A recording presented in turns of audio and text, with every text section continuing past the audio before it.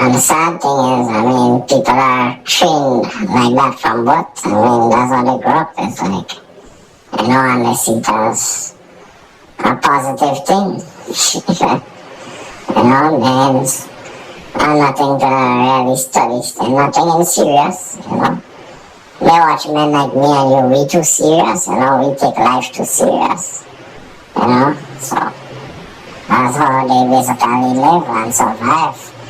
And I mean, Grenada is a country that living on handouts, for how much years, everything is a handout, understand? You see, Gaston say you have to do that because the majority of the food coming from the US. Imagine, on a tropical, you live on a tropical island with sunshine 365 days of the year, alright? And you can't grow your own food. You understand? That is a real sad situation, that you have to be dependent on imports from the US to feed yourself. And we ain't even talking about army or fighting or anything, A man could simply crush you by just starving you, by just not giving you food. I mean, how weak and vulnerable can you be when you're so weak and vulnerable that all a man has to do is withhold a shipment of food and it's chaos in your country, right? You don't have to talk about guns and ammunition and nothing, Or fighting, you can't even fight, right? Because you can't even sustain yourself by growing your own food. I mean, that's just sad. You understand? But unfortunately, most of the Caribbean islands allow themselves to reach halfway because they focus on tourism, and they abandon agriculture. Adnan, you are absolutely right. It's not like an add or withdraw. System of control is different from the American system of control. The British system of control is more of a direct control, as you could have seen from how they handle the colonies.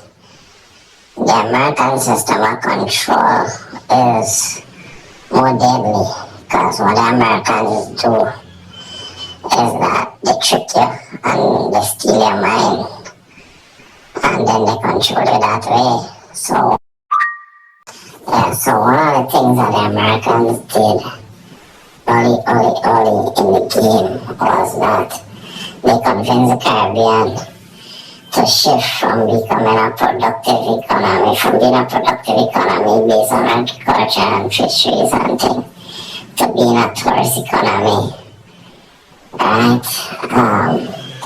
Once it became a tourist economy, that was it. Because first of all, most of them men get lazy because they started to do things like taxi work and things. So they sit down and they play cards on all fours and things for most of the day. And they make 2 trips with a vehicle and they collect, 80 US or whatever. And they feel they work for the day. Right? Once they could cover the cost of the mortgage on the vehicle and put a little bit of the same imported food on the table, then they feel they do something and they're happy. The thing about it is, once that tourist does not come, however, you're in shit. So you become dependent on the tourist to come and to spend money in your economy. So you're not actually creating money within the economy. You're waiting for money to come in from the outside. Right? And that is where they hook us. And that is where they get us. Because we should have never pivoted from our agricultural-based economy into tourism. We should have gone into manufacturing. Use the raw materials to manufacture goods and things which you could have consumed for yourself, or you could have sold to others. Right?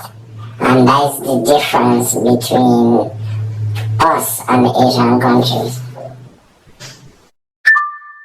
And the funny thing is, we developed our own economic model that would have taken us out of that control, developed by Sir Arthur Lewis. And the Asians take our economic model, the model that was meant for us, and apply it to them, right? Especially Singapore, and they are much better off for it now. So imagine our scholar had the answer and develop an economic model, right? And win a Nobel Prize for it.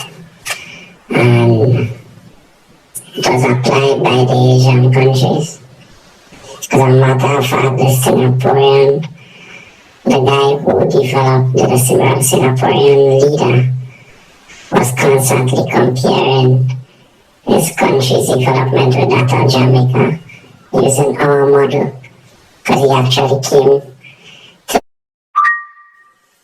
So my take on the situation is, until we start to hold our own selves accountable for our stupidness, right? Start to think and not just operate based on emotions. Start to put proper systems in place and, invest in wealth creation and put our interests first, right? We ain't going nowhere. I mean, people making a big fuss. Why? Because they can't travel to go to the US. I mean,